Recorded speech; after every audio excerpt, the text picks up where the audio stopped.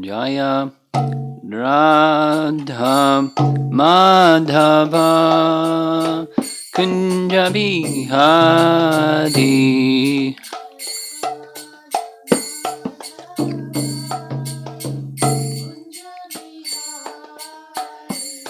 Jaya Radha Madhava Kunja Bihari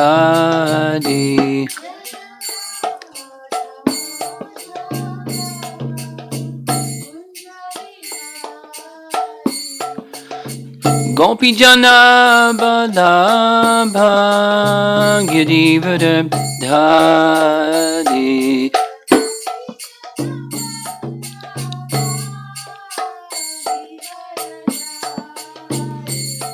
Gopi Jana Balabha Girivara Dhari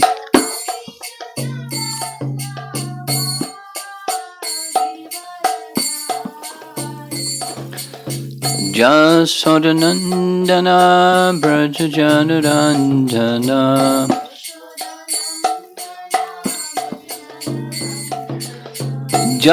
Jasodanandana Brajajanarandana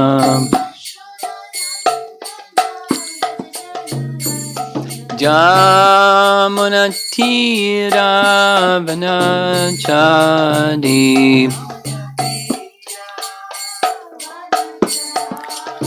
Jamuna Tira Vanachadi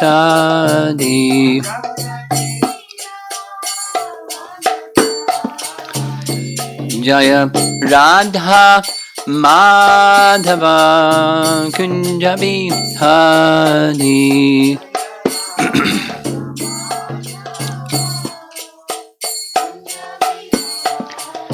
Jaya Radha Madhava Kunja Bihari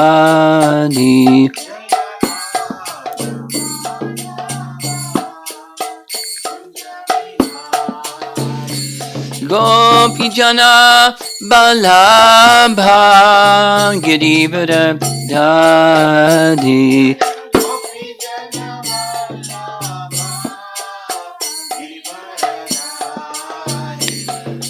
Gopi Jana Balabha Girivara Dhari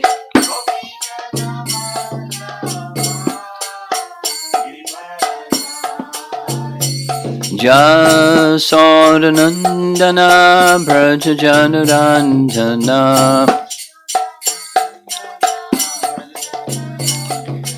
Jasodanandana Brajajanarandana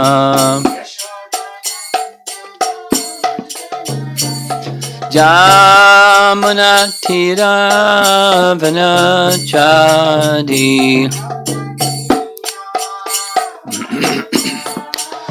Jamuna Tira Vanachadi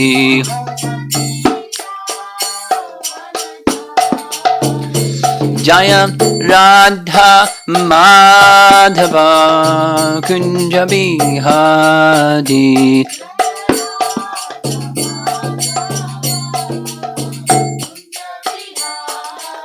Jaya Radha Madhava Kunja Bihari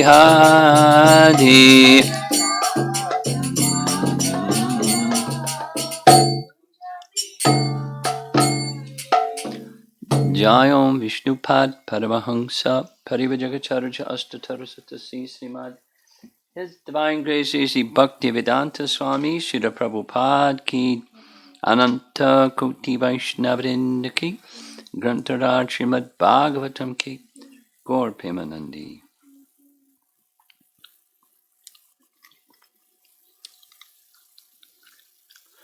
Om Namo Bhagavate Vasudevaya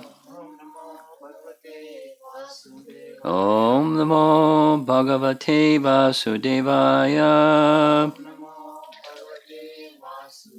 Om Namo Bhagavate Vasudevaya.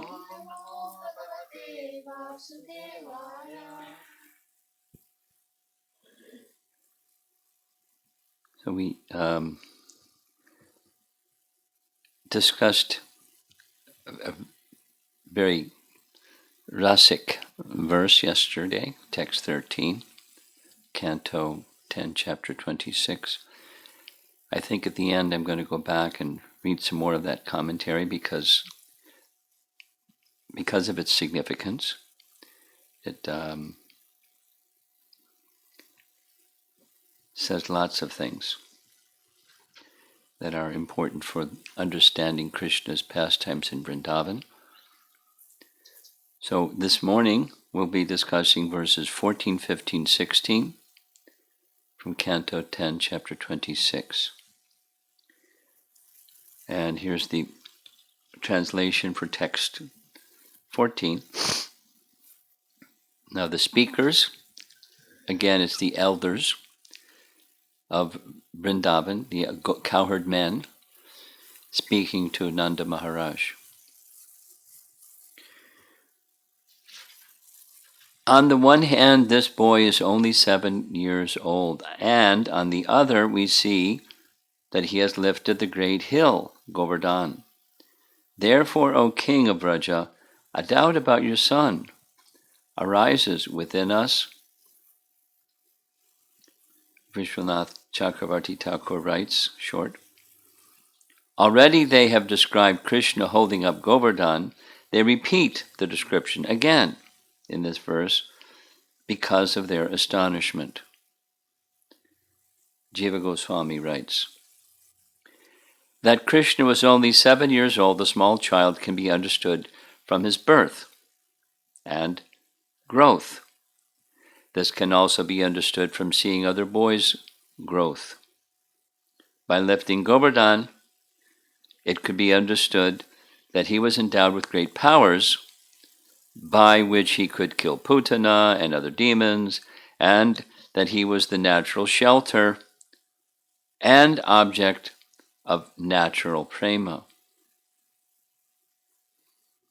Because of his powers and his being the shelter and object of prema, he cannot be a child. He must be a devata, and among devatas he must be extraordinary, since one does not see such things in other children. But since he is only 7 years old, it is not possible for him, from him, to be anything except a child. Because he lifted Govardhan, he cannot be a child. Because of these two opposing qualities in one person, we have a doubt. This child is other than an ordinary child, or is some remarkable devata. Sanatana Goswami writes, though your child is an ordinary boy, today we have experienced his great powers directly. They speak in astonishment. Because of the contradiction of being an ordinary child and having great powers, doubt arises in their minds.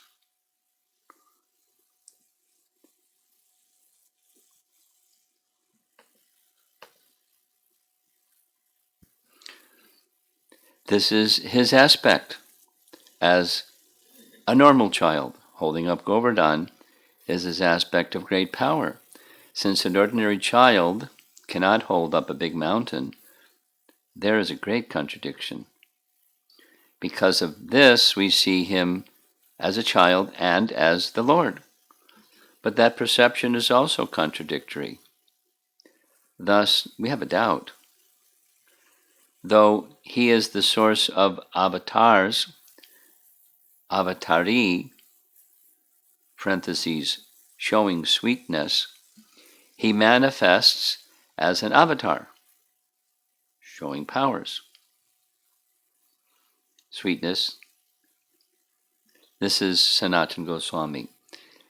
One side is sweetness, avatari, indicating sweetness, and the other is showing powers, that's avatar.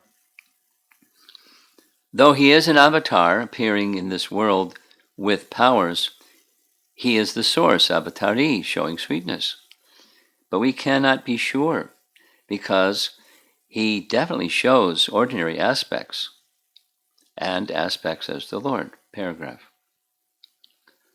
Because he has manifested with powers, tasmat,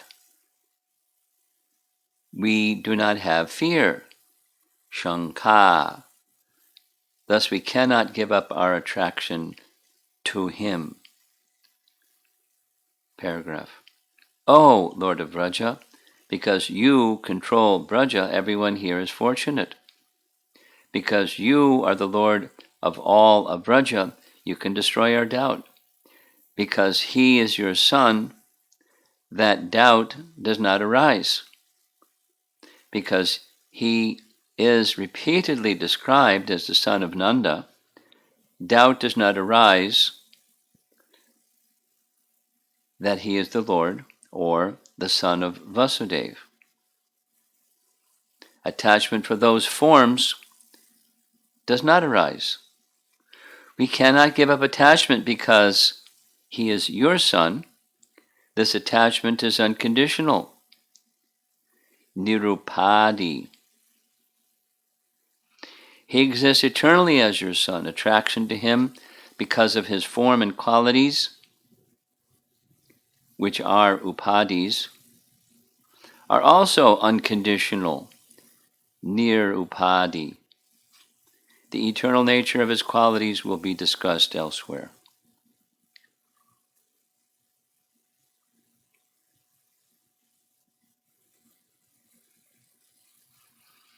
Now there's reference to this verse in Jiva Goswami's 10th canto commentary. It's called Vaishnava Toshini.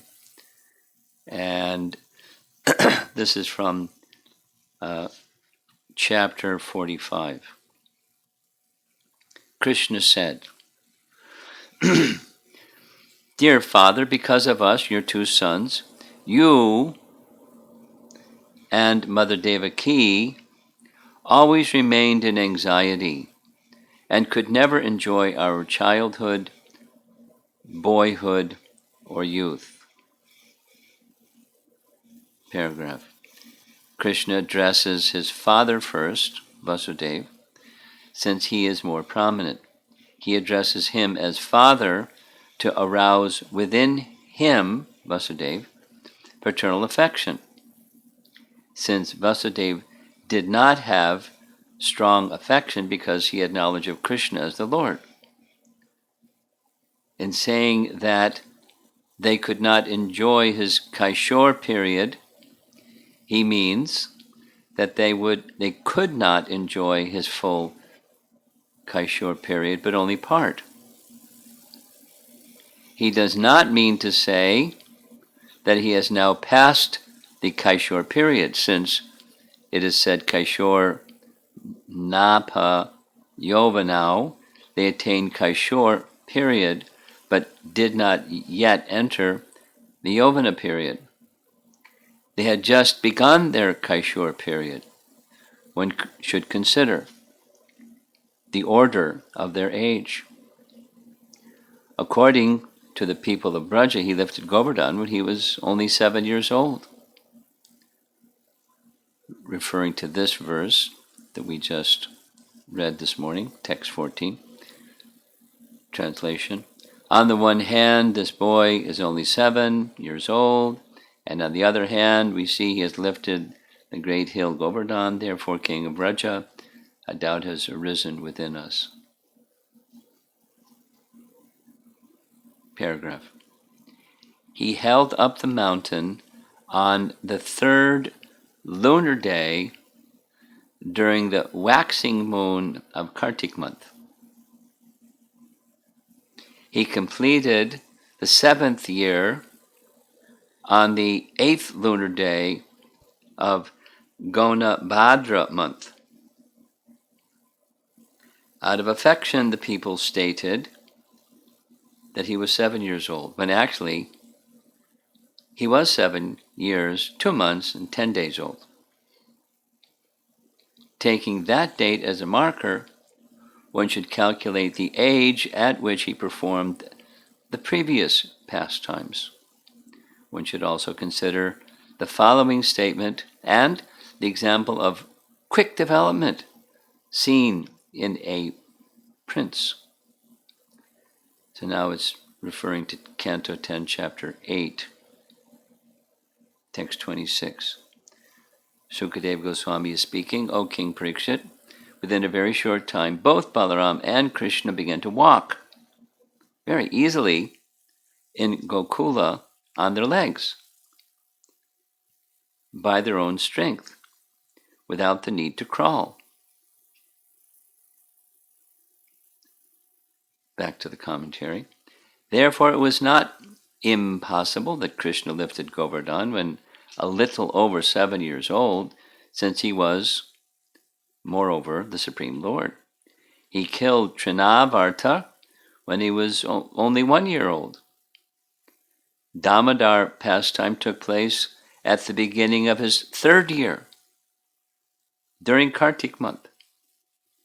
Some days after that, he went from Gokula to Vrindavan.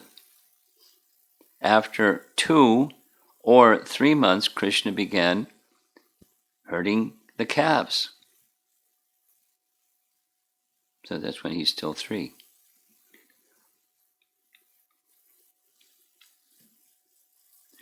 While herding the calves, he killed Vatsasura, Vakasura, and Vyomasura.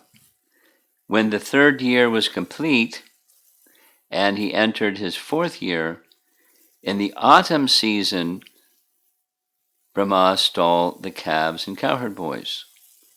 So there it is, 4th year.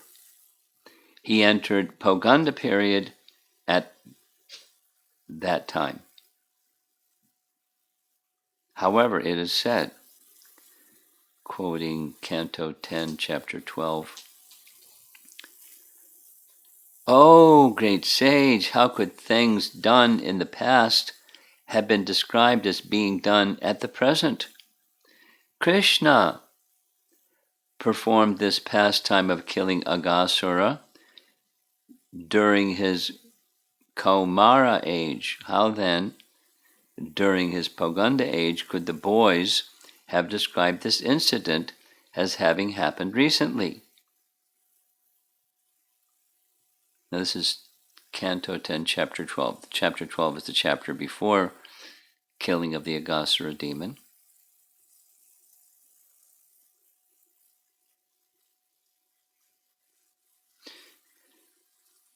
Paragraph. Thus, because of the theft, there was delay in Poganda manifesting. Poganda age appeared when Krishna was 5 years old. He began herding the cows graduating from calves to cows. He began herding the cows on the 8th lunar day of the waxing moon of Kartik month. In the summer of the 5th year, he subdued Kaliya. In the 6th year, he had fun herding the cows. In the beginning of the 7th year, he entered Kaishore period. At that time, he killed Denuka on going to the forest of ripe tal fruits. That evening, the gopis showed first signs of love for him. Quote, this is chapter 15, the next chapter after we finish Brahma's prayers. Chapter 15. When with their bee-like eyes, the women of Vrindavan drank the honey of the beautiful face of Mukunda. And thus they gave up the desires, the distress they had felt during the day because of separation from him. The young Vrindavan ladies cast sidelong glances at the Lord, glances filled with bashfulness, laughter, and submission, and Krishna, completely accepting these glances as a proper offering of respect, entered the cowherd village. Paragraph. The pastimes of subduing Kaliya and killing Dhenuka are narrated out of order. In the summer of the seventh year, Palamba was killed. During the Ashvina month of his 8th year, he played the flute. During Kartik month, he lifted Govardhan. This is when the inhabitants exclaimed that he was only 7 years old. Wow.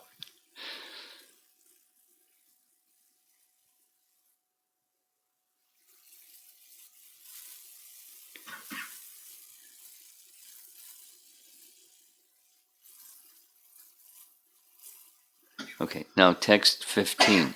Text 15. BBT translation and purport. Nanda's going to reply, "Oh, cowherd men, just hear my words and let all your doubts concerning my son be gone. Some time ago, Gargamuni spoke to me as follows about this boy." And the BBT purport. Srila Sridhar Swami comments, quote, "The words previously heard from Gargacharya awakened Nanda Maharaj to the truth about Krishna, and thus, by Nanda's constantly remembering his activities, all thoughts about their being impossible ceased in him. Now he instructed the cowherd men with these same words." Vishwanath, quote, "I will relieve your doubts by reciting what I heard from Gargamuni. Narayana has entered my son. By the force of my performance of past pious activities to deliver me most mercifully from danger." Unquote. Jiva Goswami. Fearing that there would be a decrease in affection because of fear and respect, in realizing that Krishna was the Lord,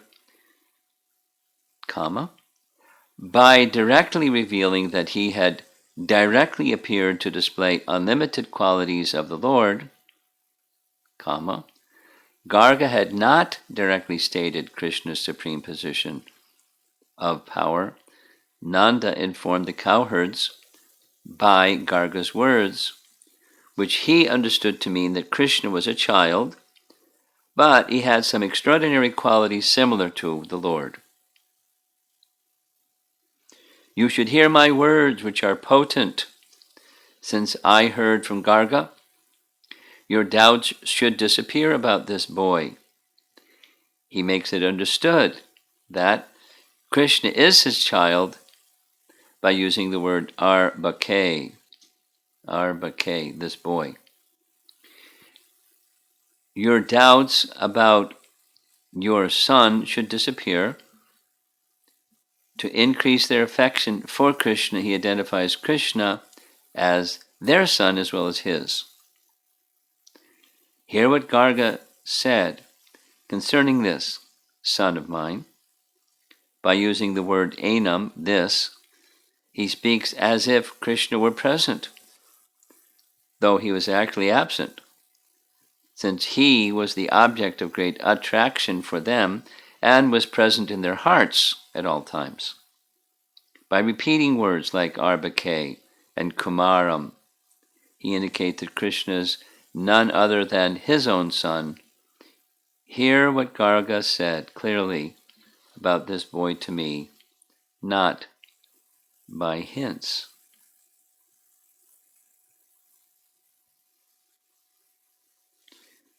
Then reference to this verse appears in Priti Sandarbha, Jiva Goswami. In answer to the question, Nanda speaks using authoritative words to resolve Krishna's powers. This indicates that sweetness is their permanent realization. Swabhava Siddha. We're getting,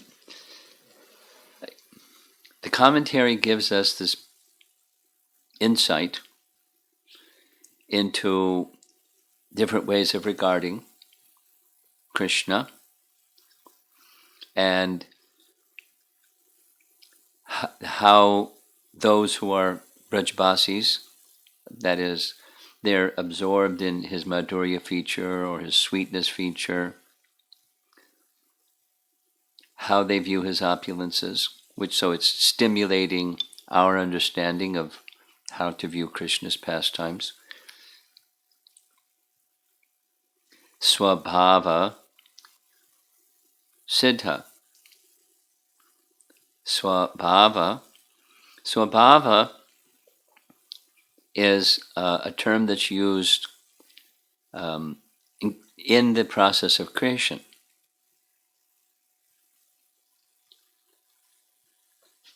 In the process of creation, along with the living entities goes kala, karma, and swabhava. Swabhava can be thought of as the tendencies, the nature, born of the modes of nature that souls have, but in the body of Mahavishnu they're dormant because creation has been withdrawn. But they still have their tendencies, or swabhava, or the affinity for certain modes. The affinity of the certain modes is not manifest because everything's suspended. So when creation begins, there's swabhava. That's one of the potencies that goes with jnana bala kriyacha. So it's swabhava, this kriya, making the karma and guna of living entities awakened again, is with creation. But there are those that are not part of creation. They also have their swabhava. They have their transcendental swabhava. And their transcendental swabhava is attracted to the sweetness aspect of Krishna. So when Krishna is exhibiting the Aishvarya feature, always underlying is their sweetness feature. So Garga spoke the way that he spoke in order to support the swabhava, the natural tendency of Nanda Maharaj to view Krishna in a certain way. Nanda is repeating those words so that the residents of Vrindavan can similarly have their natural tendencies supported. He's just my child. And he's endowed, Garga said, with special potencies. So here now there's reference to this verse, text 15, that we just read. O cowherd men, just hear my words, and let all your doubts concerning my son be gone. Some time ago Garga spoke to me as follows about this boy. And then further, as Garga Rishi spoke these words to me and returned home, there's like 8 verses of what Garga said. After Garga Rishi spoke these words to me and returned home, I began to consider that Krishna, who keeps us free from trouble, is empowered by Narayan. So Garga, what part of what he said is Krishna would protect you from danger. So the protection from danger was an investment of potency from Narayan. At least that's what he understood from what Garga Rishi said. By the word, quote, what Garga spoke to me, Nanda indicates that the conclusion is clear. The words, using words like Arbaka and Kumara, suggest his natural appreciation of Krishna's sweetness, taking him as a small boy.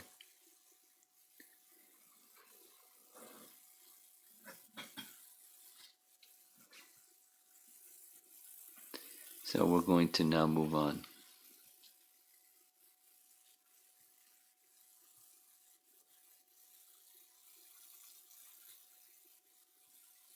Text 16.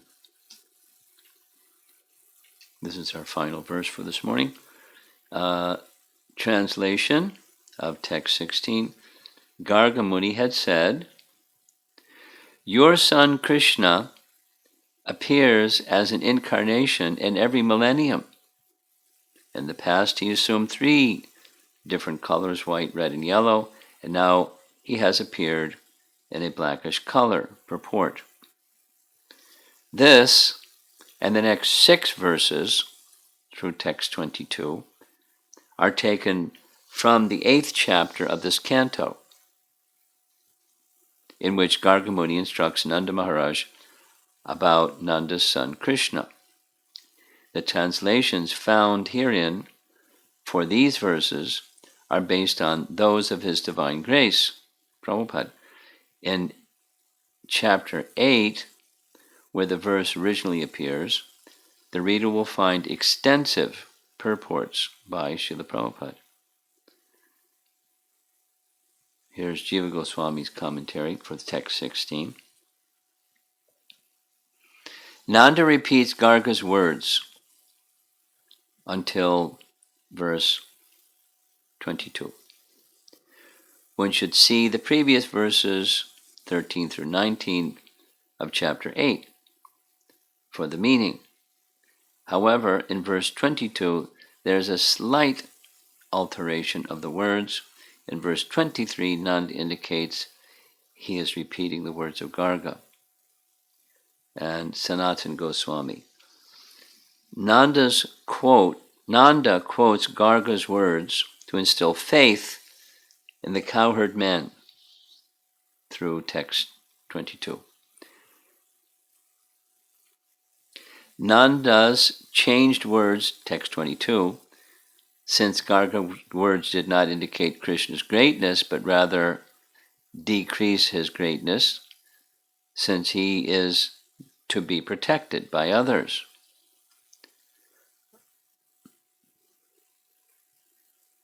He goes through some Sanskrit considerations. He is saying, do not be astonished by his astonishing activities. They were aware of Garga's words previously, for after killing of Baka, they said, chapter 11 of Canto 10, the words of persons of full knowledge of Brahman never become untrue. It is very wonderful that whatever Garga Muni predicted, we are now actually experiencing in all detail. However, now the words taken together in 7 verses has special significance.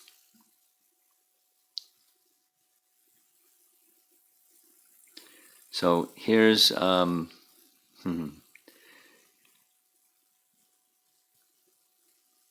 Canto 10, Chapter 8,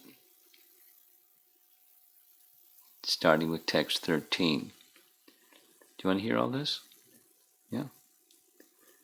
This is Garga speaking to Nanda.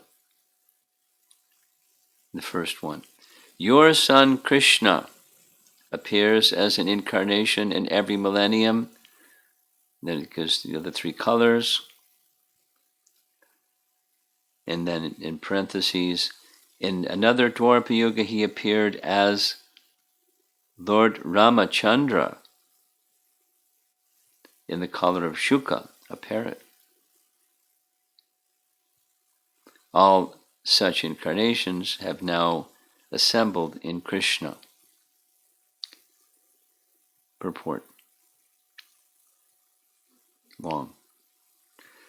Partially explaining the position of Lord Krishna and partially covering the facts, Garga Muni indicated, quote, Your son is a great personality, and he can change the color of his body in different ages. The word Grnataha indicates that Krishna is free to make his choice.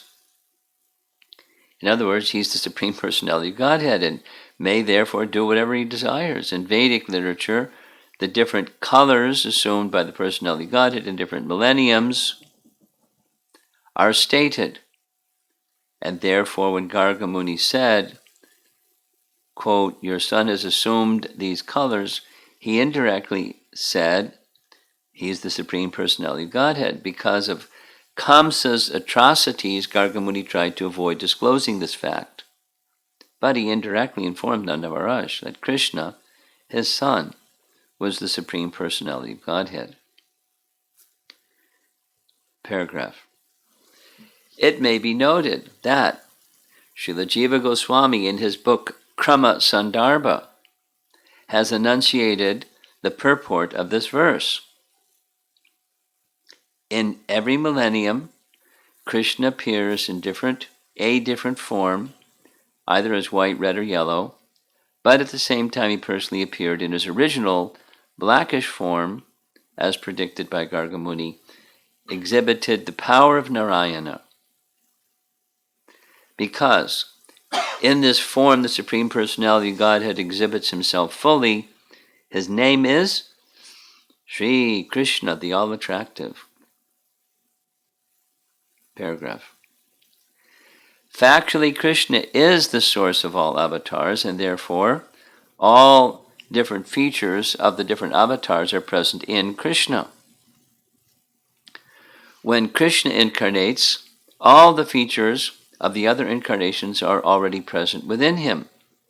Other incarnations are partial representations of Krishna, who is the full-fledged incarnation of the Supreme Being. It is to be understood that the Supreme Being, whether appearing as Shukla, Rakta, or Pita, is the same person. When he appears in different incarnations, he appears in different colors, just like the sunshine, which certainly contains 7 colors. Sometimes the colors of sunshine are represented separately. Otherwise, the sunshine is observed mainly as a bright light. The different avatars, such as the Manvantar avatars, Leela avatars, and Dasha avatars, are all included in the Krishna avatar. When Krishna appeared, all the avatars appeared with him, as described in Srimad Bhagavatam 1.3.26. Quoting, Avatarahi asankyeya Hare sattva nidher dvija yata vida sina kulya sarasa syu sahasrashaha. The avatars incessantly appear like incessantly flowing water. No one can count how many waves there are in flowing water. And similarly, there is no limitation of the avatars. And Krishna is the full representation of all avatars because he is the source of all avatars. Krishna is Amshi, whereas others are Angsha, part of Krishna. All living entities, including us, are Angshas. Mamivangsha Jivaloke Jivabhuta Sanatana. These Angshas are of different magnitude. Human beings, who are minute Angshas, and the demigods, Vishnu Tattva, and other living beings are all part of the Supreme.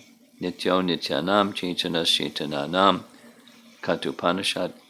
Krishna is the full representation of all living entities. And when Krishna is present, all avatars are included in him. keeps going. It's a long purport. Paragraph. The 11th canto of Srimad Bhagavatam describes the incarnations for each yuga in chronological order. The Bhagavatam says, Krite Shuklas Chatur Bahu Chaitayam Rakta Varno Syao Dvapare Bhagavan Shamaha and Krishna Varnam Trisha Krishnam. We actually see that in Kali Yuga Bhagavan has appeared in Pita Varna, or a yellow color, as Gaurasundara, although the Bhagavatam speaks of Krishna Varna.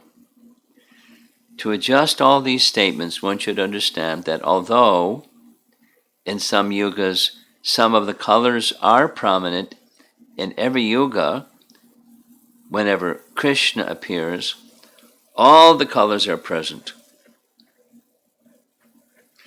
Krishna Varnam Trisha Krishnam. Although Chaitanya Mahaprabhu appears without Krishna or blackish color, he is understood to be Krishna himself. Idanim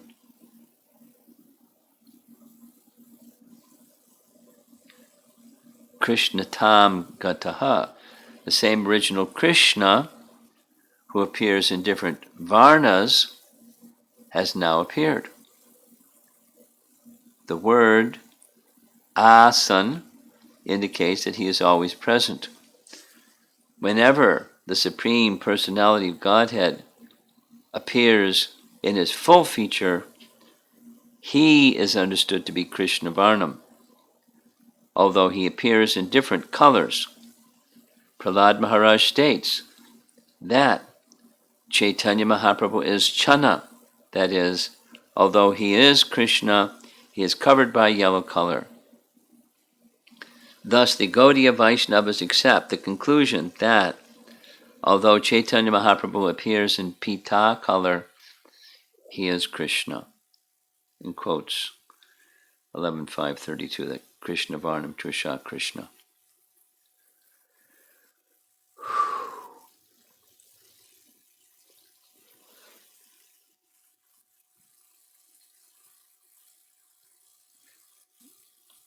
The commentary, I'm sure, is from the Acharyas is also long. I'll read. Vishwanath Chakravarti Thakur commenting on 10.8.13. So this is Garga's words to Nanda. In this verse, Garga informs Nanda that his son is a Mahapurush. Quote, your son takes birth in every yuga and has the colors of red, white, and yellow. Unquote. Gre Nata indicates that he accepts by his own will. Now at the end of Dwapara Yuga, he has taken the form of Krishna. By perfection of the worship of these forms in the respective yugas, the son of Nanda attains sarupya with those forms. Unquote. That is what Garga wants to convey to Nanda. The actual meaning, however, is hidden.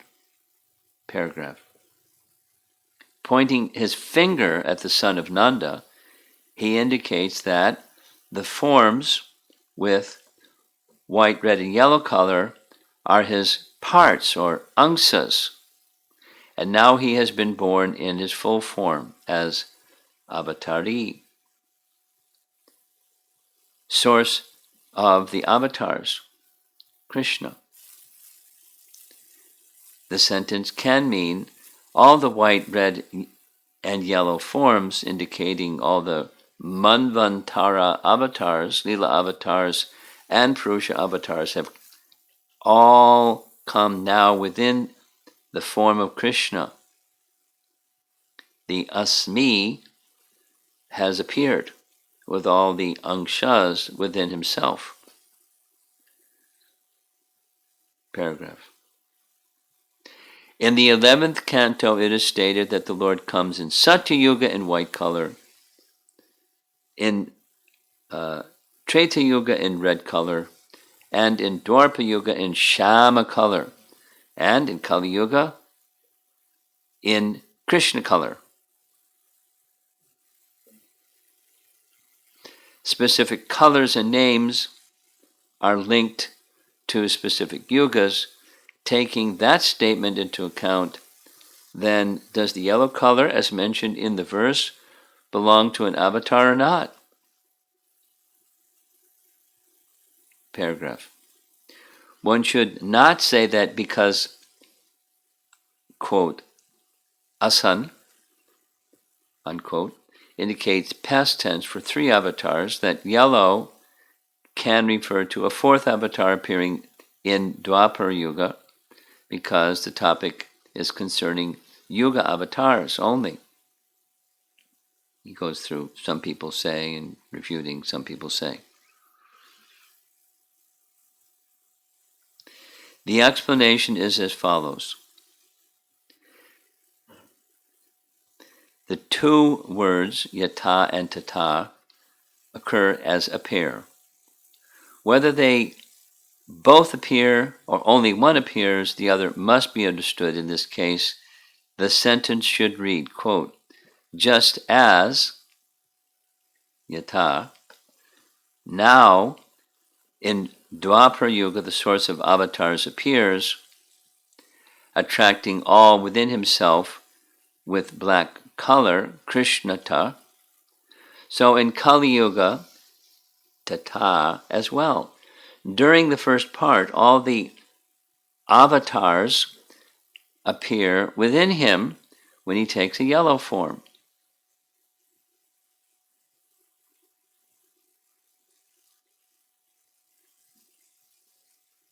Okay.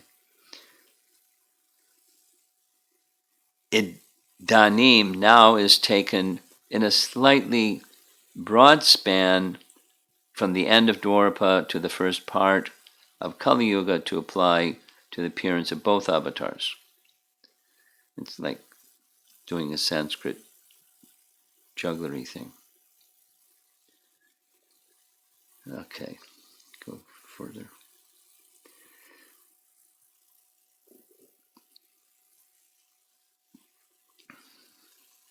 The yellow form is mentioned in Mahabharata, he quotes. Though this mention is in Mahabharata, it is not mentioned clearly in other places in Scripture. The reason is that this is a secret matter. Prahlad mentions that in an indirect way in the 7th canto, quote, because the Lord appears in a hidden way in Kali Yuga, he is addressed as Triyuga, unquote.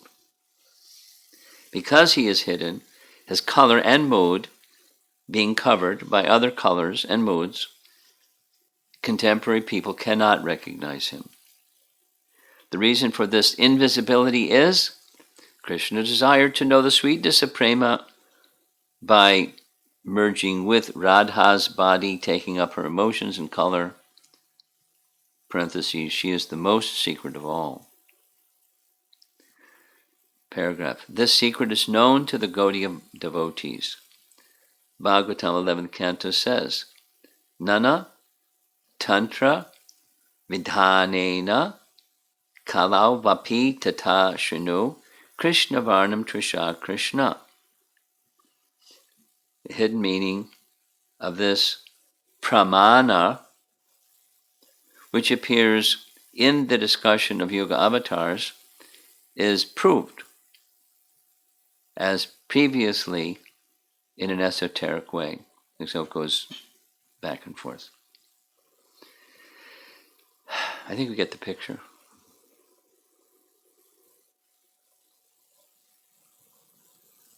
It's long commentary. Jiva Goswami's commentary is long. Sanatana Goswami's is long. And that's only text 8, and we have to go through so many more.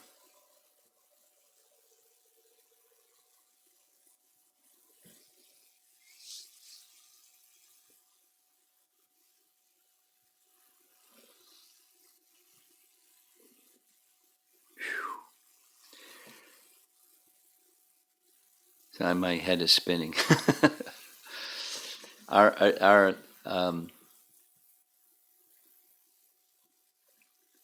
how precise our acharyas are to make sure that misunderstandings are cleared with proper understandings.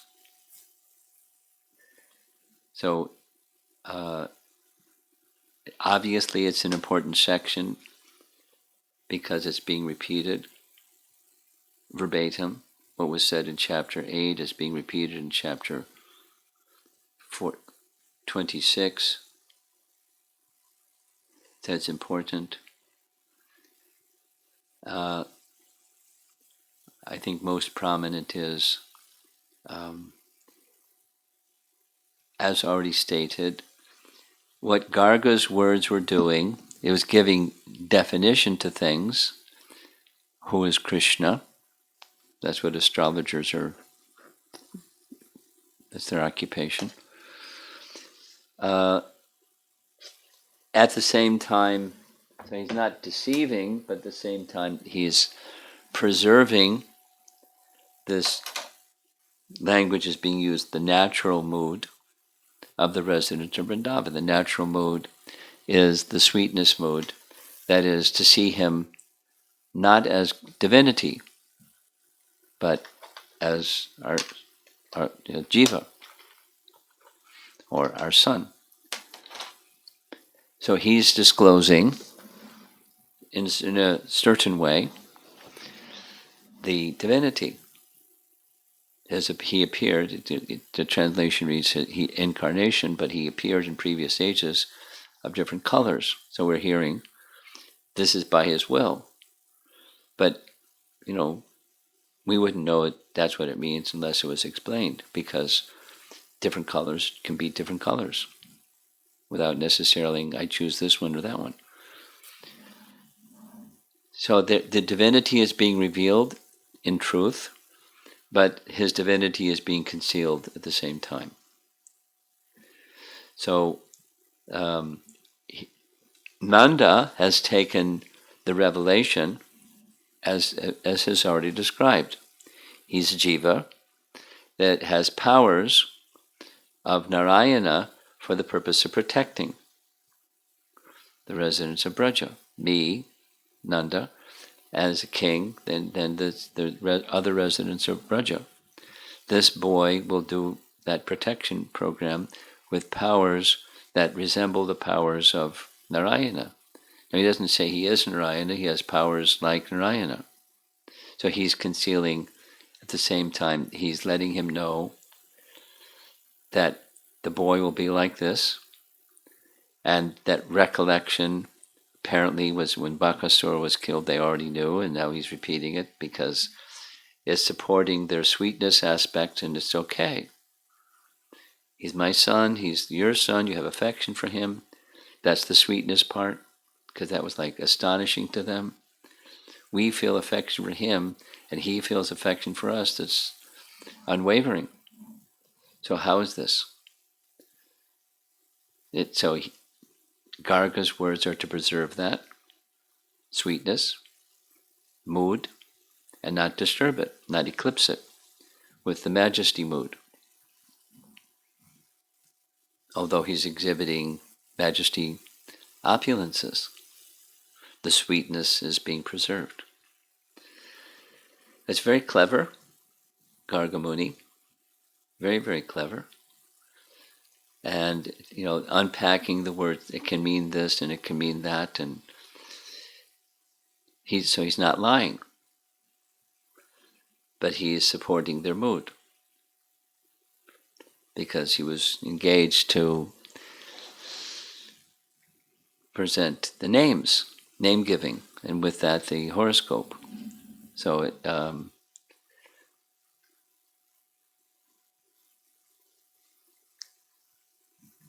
so that we don't have to take up more time during this morning's class. Apparently, all of this can be read on your own leisure. Chapter 8 of Canto 10 starting with the early section where Nanda's words are spoken, and lengthy Prabhupada's Chapter 8 commentary is comprehensive and extensive, so you can read it at your own leisure, or leisure if you're from Canada.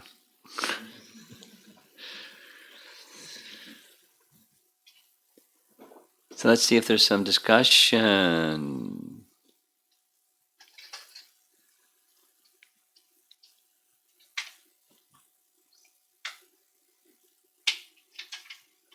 We're putting batteries in the microphone.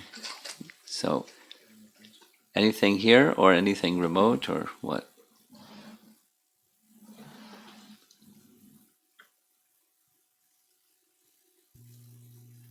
Maharaj, I had a question or thought. When you were speaking about Swabhava, when you shared about Swabhava, how this is like affinity for certain modes. I also remember hearing in one of the Vyasa Puja lectures few years ago about giving up or letting go of our Swabhava and becoming a servant of Krishna, that theme. My thoughts are like a contemplation and question is, what I am now is because of some desires that I had in the past, and that's the manifest, like what I'm right now with the particular tendencies and mind and body and all that. Yeah. So, but now this has become this is like my swabhava, and at some point it feels like it's just like a cycle. Desire and getting some particular nature, again this nature itself feeds some desires, again it's going like a cycle. And now when I engage my swabhava in some services of some services and in Krishna consciousness, I am just like wanting to get some more clarity and your words about, while engaging my tendencies in serving Krishna, what should I be conscious about or mindful of, so that I can, so that this cycle will be discontinued of just the desire swabhava cycle. Well, Krishna's words to Arjuna in Bhagavad Gita, Mamanusmara Yudhyacha. Engage in your prescribed duty. That's how it Prabhupada translated specifically as Yudhya Cha, that's Arjuna's duty, fighting. Yudhya means fighting. And ours is whatever it is according to our swabhava, or psychophysical nature. So we engage in activities in the world according to our nature, not suppress or deny, but acknowledge, and that is to say, conforming to theistic conduct. We follow Daivi Varnashram, theistic conduct according to the codes of the Vedas given by Krishna. That's, the conditioned svabhava. And Mam Anusmara, always think of Krishna. Then always think of Krishna becomes possible when there's love. And we don't have love yet, so we're doing sadhana to awaken that love. So do your sadhana carefully with the aim of always remembering Krishna. Always remembering Krishna. And the combination of the two, staying under the umbrella, under the protection of Dharma, that is our psychophysical nature, conforming with, in harmony with, in submission to the prescribed ways of engaging ourselves according to our nature, which is different for different natures. Within that incubation chamber, we're growing remembrance of Krishna by devotional practices. And Bhaktisiddhanta describes very nicely in Brahma Samhita, something like verse 58. When we do that, those two things, then the activities, according to our psychophysical nature, are as purifying as the direct devotional activities. That is to say, one's body, which means senses, the subtle senses, become purified because the subtle senses are, along with the mind, those 6 or 11, those tendencies are what are described as conceptions of life. The material conceptions become gradually reduced. So one may still continue according to one's nature, but one is not propelled, using your word, cyclical, propelled and propelled and propelled and propelled. So that propelling force subsides. The conditioning, Mayic, this is me sense subsides. And then one has more freedom.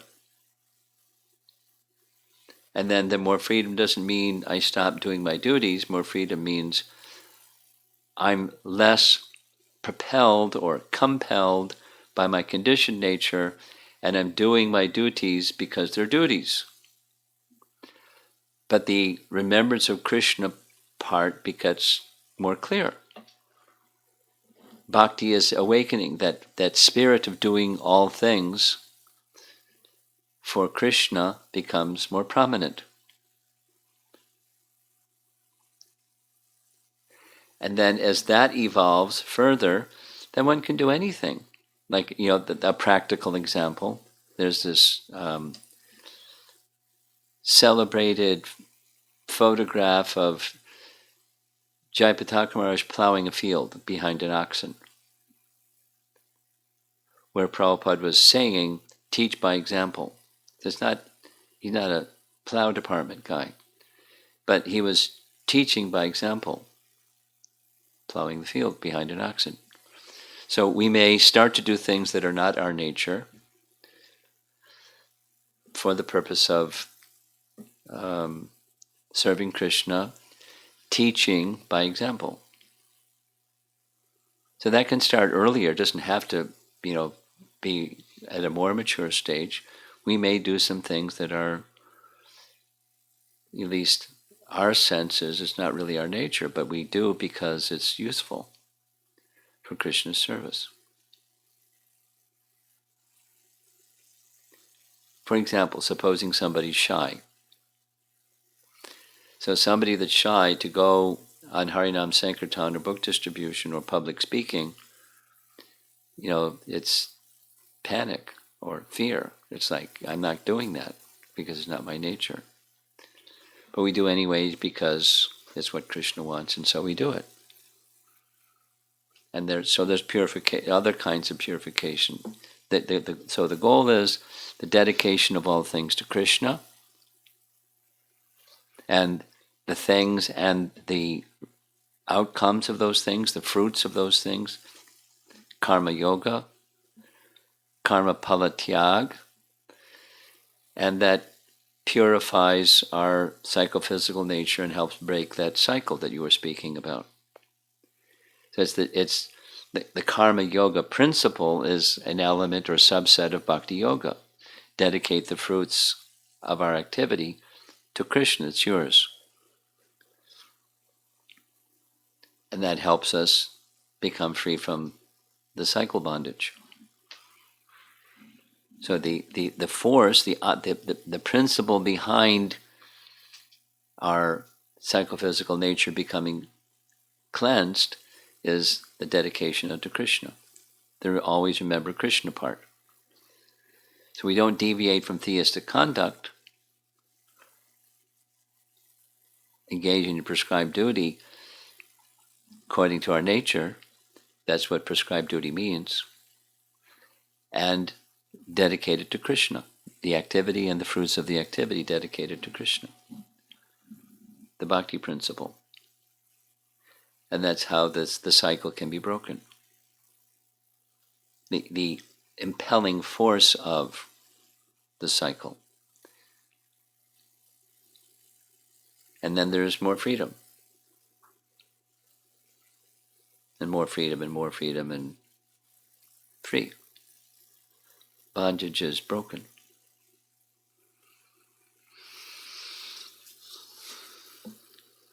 Yeah.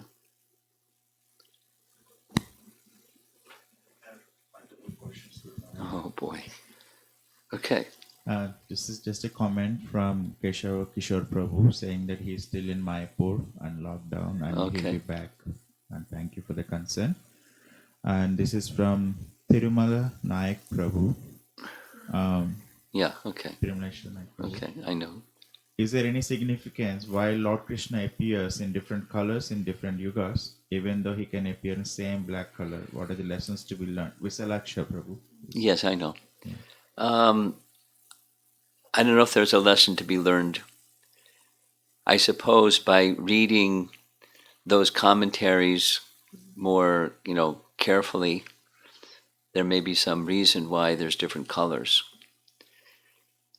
And why specific colors for specific yugas, etc. There may be some reason, significance behind specific colors instead of one color, other than differentiation. But the answer to that question, the acharyas would have to say, and I don't know the answer. And I've not read anything where they have said.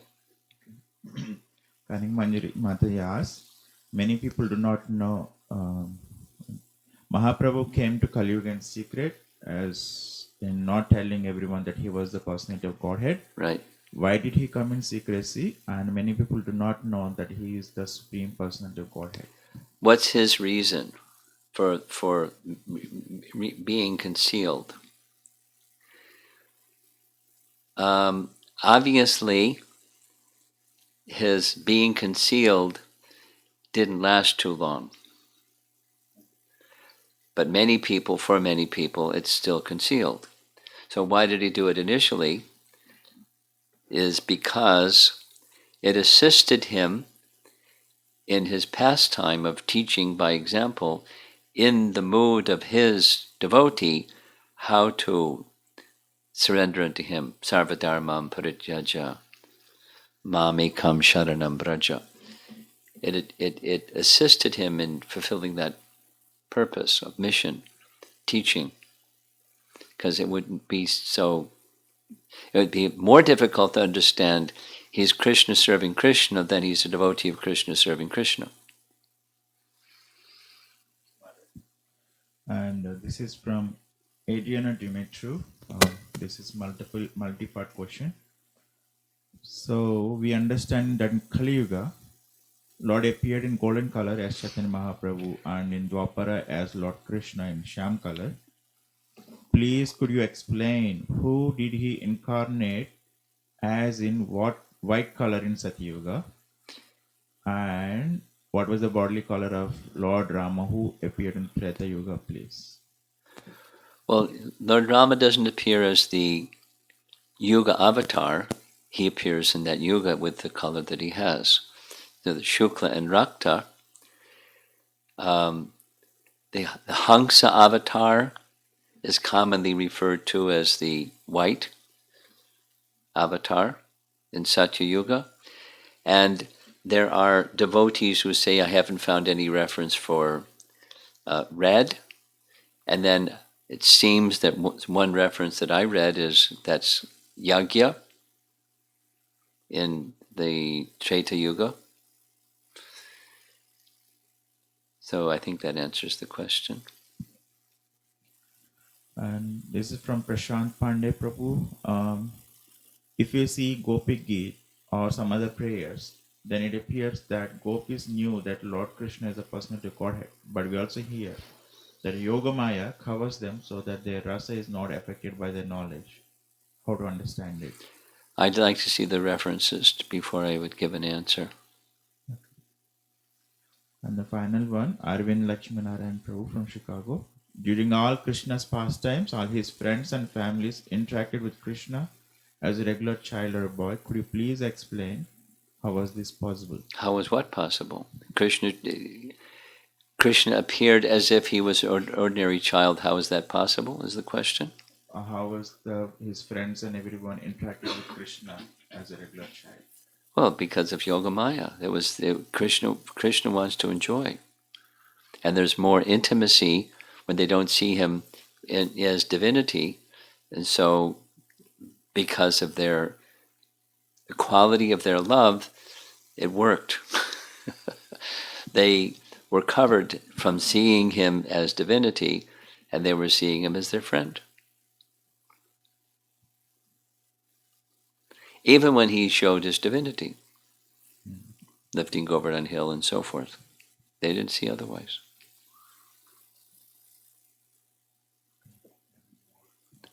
Okay. Amara Mataji asks, what did the cowherds do after knowing these facts about Krishna? At my level, how am I supposed to engage myself after understanding these facts from this class and Lord Brahma's prayers? The first part is they had this very, very, very special regard for Nanda. Nanda has accepted the words of Garga as pacifying him. That is, he's my son. That is, he's a jiva, and he's showing special powers that Narayana has invested in him, my son, for the purpose of protecting us. So I, Nanda, have done some pious activities, and Narayana is arranging for my protection and protection of the Brijvasis, and he's doing that through my son, this jiva, by investment of potencies of Narayan. So something like that is what Nanda understands is his son. And so, they're relieved. It takes away their doubts and their anxiety, whatever. They adopt that view. So how is this going to affect Amara? Well, she now understands better how the Brijvasis regard Krishna's opulences. So when that lovely day comes, when she reaches the stage of spontaneous devotional service, she'll now be guided how to view the opulences of Krishna. Until then, it's just like, how wonderful is Krishna? Okay, that's it. Anything? No? Srila Prabhupada ki Jai.